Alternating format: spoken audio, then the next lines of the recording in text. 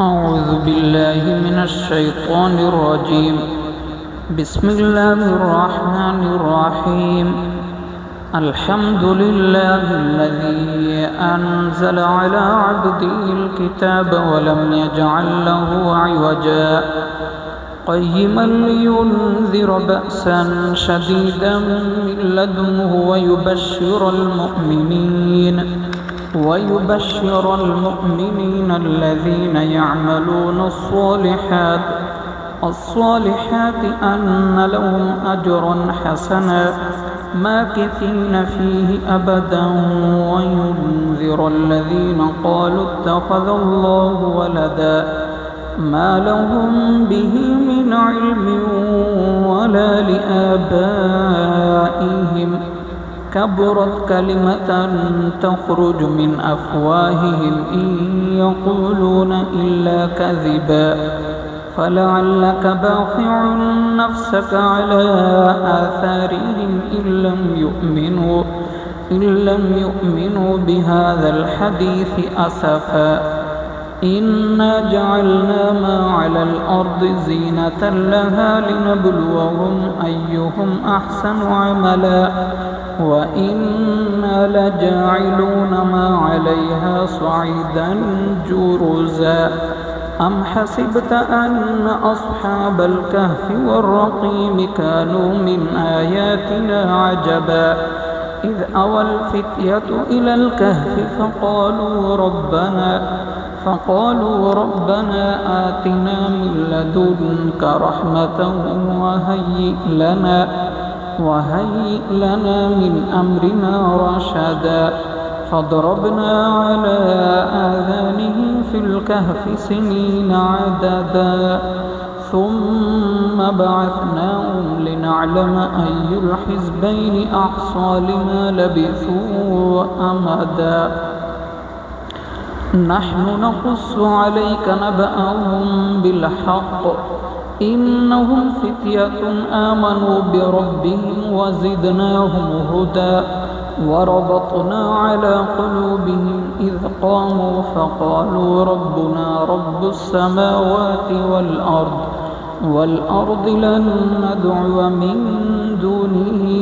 إلها لقد قلنا إذا شططا هؤلاء قوم اتخذوا من دونه آلهة لولا يأتون عليهم بسلطان بين فمن أظلم ممن افترى على الله كذبا وإذ اعتزلتموهم وما يعبدون إلا الله فأووا إلى الكهف ينشر لكم ربكم من رحمته ويهيئ لكم من أمركم مرفقا وترى الشمس إذا طلعت تزاور عن كهفهم ذات اليمين وإذا غربت تقرضهم ذات الشمال وهم في فجوة منه ذلك من آيات الله من يهد الله فهو المهتد ومن يضلل فلن تجد له وليا مرشدا وتحسبهم أيقاظا وهم رقود ونقلبهم ذات اليمين وذات الشمال وكلبهم باسط ذراعيه بالوصيد لو اطلعت عليهم لوليت منهم فرارا ولملئت منهم رعبا وكذلك بعثناهم ليتساءلوا بينهم قال قائل منهم كم لبثتم قالوا لبثنا يوما أو بعض يوم قالوا ربكم أعلم بما لبثتم فابعثوا أحدكم بورقكم هذه إلى المدينة فلينظر أيها أزكى طعاما فليأتكم برزق منه وليتلطف ولا يشعرن بكم أحدا إنهم إن يظهروا عليكم يرجموكم أو يعيدوكم في ملتهم في ملتهم ولن تفلحوا إذا أبدا. وكذلك أعثرنا عليهم ليعلموا أن وعد الله حق وأن الساعة لا ريب فيها إذ يتنازعون بينهم أمرهم فقالوا ابنوا عليهم بنيانا ربهم أعلم بهم قال الذين غلبوا على أمرهم لنتخذن عليهم مسجدا سيقولون ثلاثة رابعهم كلبهم ويقولون خمسة سادسهم كلبهم رجما بالغيب ويقولون سبعة وثامنهم كلبهم قل ربي أعلم بعدتهم ما يعلمهم إلا قليل فلا تمار فيهم إلا مراء ظاهرا ولا تستفت فيهم منهم أحدا ولا تقولن لشيء إني فاعل ذلك غدا إلا أن يشاء الله واذكر ربك إذا نسيت وقل عسى أن يهديني ربي لأقرب من هذا رشدا ولبثوا في كهفهم 300 سنين وازدادوا 9 قل الله أعلم بما لبثوا له غيب السماوات والأرض أبصر به وأسمع ما لهم من دونه من ولي ولا يشرك في حكمه أحدا واتل ما أوحي إليك من كتاب ربك لا مبدل لكلماته ولن تجد من دونه ملتحدا واصبر نفسك مع الذين يدعون ربهم بالغداة والعشي يريدون وجهه ولا تعد عيناك عنهم تريد زينة الحياة الدنيا ولا تطع من أغفلنا قلبه عن ذكرنا واتبع هواه وكان أمره فرطا وقل الحق من ربكم فمن شاء فليؤمن ومن شاء فليكفر إنا أعتدنا للظالمين نارا أحاط بهم سرادقها وإن يستغيثوا يغاثوا بماء كالمهل يشوي الوجوه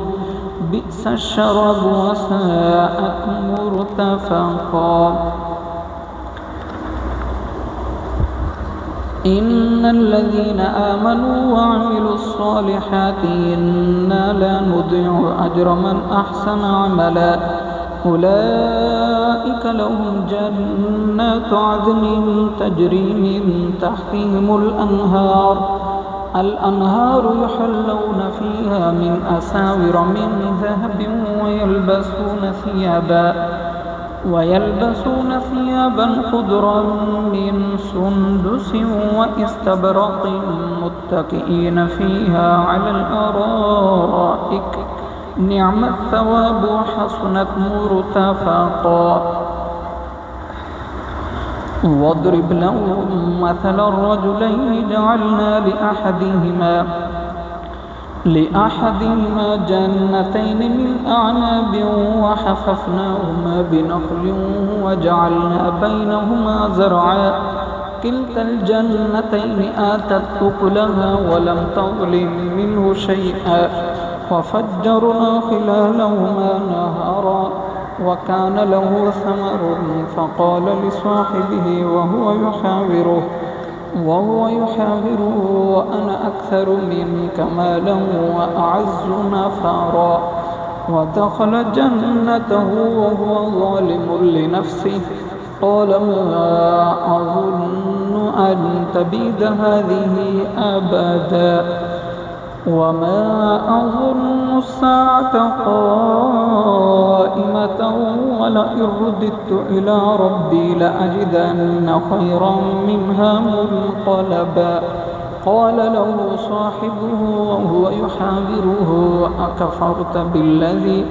أكفرت بالذي خلقك من تراب ثم من نطفة ثم سواك رجلا لكن هو الله ربي ولا أشرك بربي أحدا ولولا إذ دخلت جنتك قلت ما شاء الله لا قوة إلا بالله إن ترني أنا أقل منك مالا وولدا فعسى ربي أن يأتيني خيرا من جنتك ويرسل عليها حسبانا من السماء فتصبح صعيدا زلقا أو يصبح ماؤها غورا فلن تستطيع له طلبا وأحيط بثمره فأصبح يقلب كفيه على ما أنفق فيها وهي خاوية على عروشها ويقول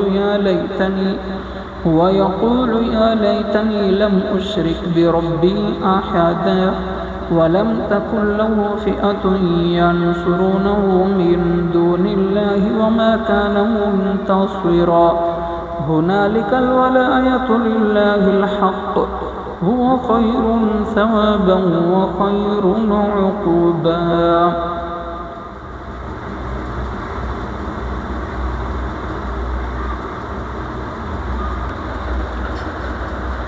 واضرب لهم مثل الحياة الدنيا كماء إن أنزلناه من السماء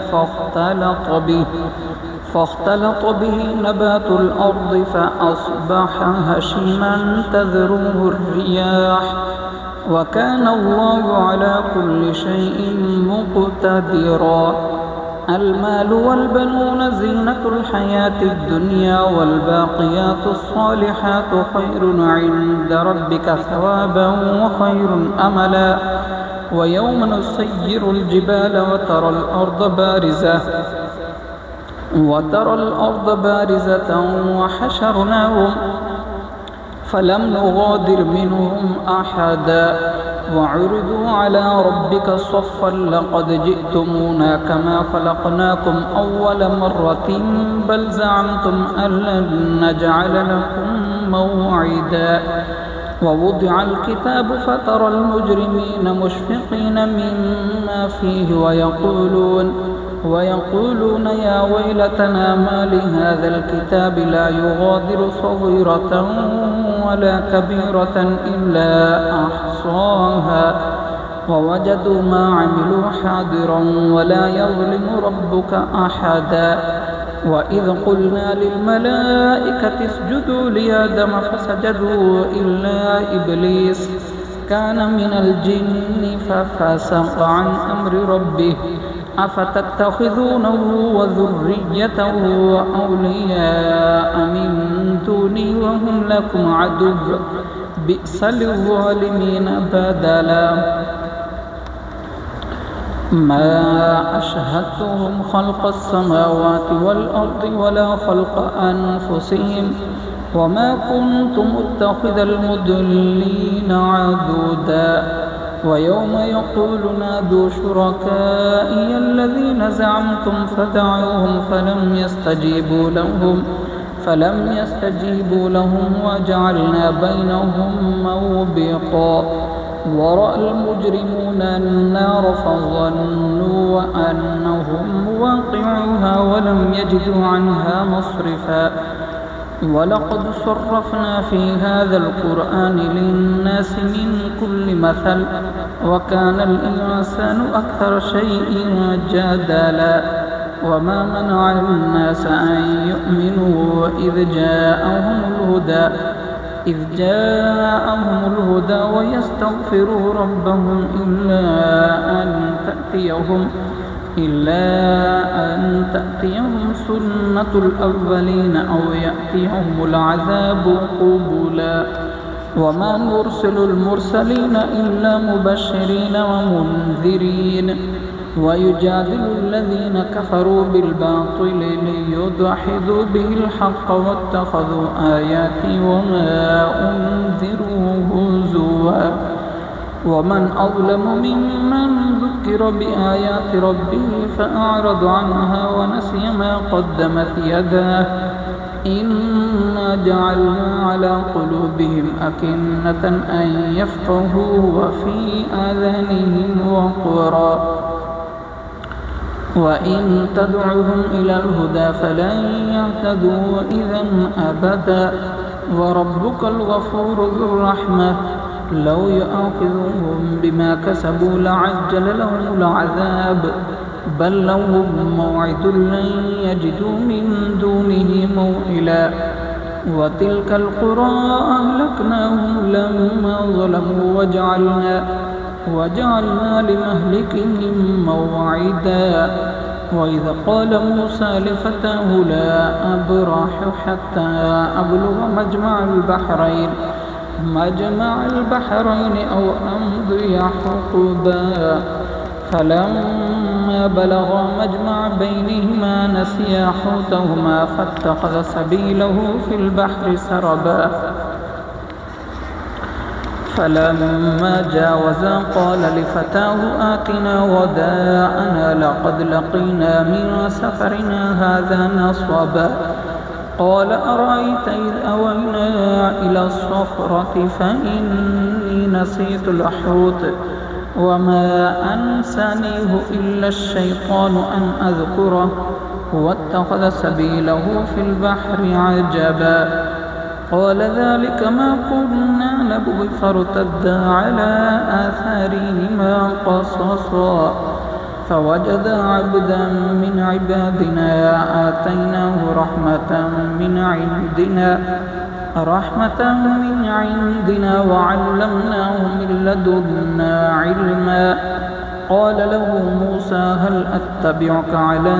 أن تعلمني مما علمت رشدا قال إنك لن تستطيع معي صبرا وكيف تصبر على ما لم تحط به خبرا قال ستجدني إن شاء الله صابرا ولا أعصي لك أمرا قال فإن اتبعتني فلا تسألني عن شيء حتى أحدث لك منه ذكرا فانطلقا حتى إذا ركبا في السفينة خرقها قال أخرقتها لتغرق أهلها لقد جئت شيئا إمرا قال ألم أقل إنك لن تستطيع معي صبرا قال لا تؤاخذني بما نسيت ولا ترهقني من أمري عسرا فانطلقا حتى إذا لقيا غلاما فقتله قال أقتلت نفسا زكية بغير نفس لقد جئت شيئا نكرا قال ألم أقل لك إنك لن تستطيع معي صبرا قال إن سألتك عن شيء بعدها فلا تصاحبني قد بلغت من لدني عذرا فانطلقا حتى إذا أتيا أهل قرية استطعما أهلها فأبوا أن يضيفوهما فوجدا فيها جدارا يريد أن ينقض فأقامه قال لو شئت لاتخذت عليه أجرا قال هذا فراق بيني وبينك سأنبئك بتأويل ما لم تستطع عليه صبرا أما السفينة فكانت للمساكين يعملون في البحر فأردت أن أعيبها وكان وراءهم ملك يأخذ كل سفينة غصبا وأما الغلام فكان أبواه مؤمنين فخشينا أن يرهقهما طغيانا وكفرا فأردنا أن يبدلهما ربهما خيرا منه زكاة وأقرب رحما وأما الجدار فكان لغلامين يتيمين في المدينة وكان تحته كنز لهما وكان أبوهما صالحا فأراد ربك أن يبلغا أشدهما ويستخرجا كنزهما رحمة من ربك وما فعلته عن أمري ذلك تأويل ما لم تسطع عليه صبرا ويسألونك عن ذي القرنين قل سأتلو عليكم منه ذكرا إنا مكنا له في الأرض وآتيناه من كل شيء سببا فأتبع سببا حتى إذا بلغ مغرب الشمس وجدها تغرب في عين حمئة ووجد عندها قوما قلنا يا ذا القرنين إما أن تعذب وإما أن تتخذ فيهم حسنا قال أما من ظلم فسوف نعذبه ثم يرد إلى ربه فيعذبه عذابا نكرا وأما من آمن وعمل صالحا فله جزاء الحسنى وسنقول له من أمرنا يسرا ثم أتبع سببا حتى إذا بلغ مطلع الشمس وجدها تطلع على قوم لم نجعل لهم من دونها سترا كذلك وقد أحطنا بما لديه خبرا ثم أتبع سببا حتى إذا بلغ بين السدين وجد من دونهما قوما لا يكادون يفقهون قولا قالوا يا ذا القرنين إن يأجوج ومأجوج مفسدون في الأرض فهل نجعل لك خرجا على أن تجعل بيننا وبينهم سدا قال ما مكنني فيه ربي خير فأعينوني بقوة أجعل بينكم وبينهم ردما آتوني زبر الحديد حتى إذا ساوى بين الصدفين قال انفخوا حتى إذا جعله نارا قال آتوني أفرغ عليه قطرا فما استطاعوا أن يظهروه وما استطاعوا له نقبا قال هذا رحمة من ربي فإذا جاء وعد ربي جعله دكاء وكان وعد ربي حقا وتركنا بعدهم يومئذ يموج في بعض ونفخ في الصور فجمعناهم جمعا وعرضنا جهنم يومئذ للكافرين عرضا الذين كانت أعينهم في غطاء عن ذكري وكانوا لا يستطيعون سمعا أفحسب الذين كفروا أن يتخذوا عبادي من دوني أولياء إنا أعتدنا جهنم للكافرين نزلا قل هل ننبئكم بالأخسرين أعمالا الذين ضل سعيهم في الحياة الدنيا وهم يحسبون أنهم يحسنون صنعا أولئك الذين كفروا بآيات ربهم ولقائه فحبطت أعمالهم فلا نقيم لهم يوم القيامة وزنا ذلك جزاؤهم جهنم بما كفروا واتخذوا آياتي ورسلي هزوا إن الذين آمنوا وعملوا الصالحات كانت لهم جنات الفردوس نزلا خالدين فيها لا يبغون عنها حولا قل لو كان البحر مدادا لكلمات ربي لنفد البحر قبل أن تنفد كلمات ربي ولو جئنا بمثله مددا قل إنما أنا بشر مثلكم يوحى إلي أنما إلهكم إله واحد فمن كان يرجو لقاء ربه فليعمل عملا صالحا ولا يشرك بعبادة ربه أحدا.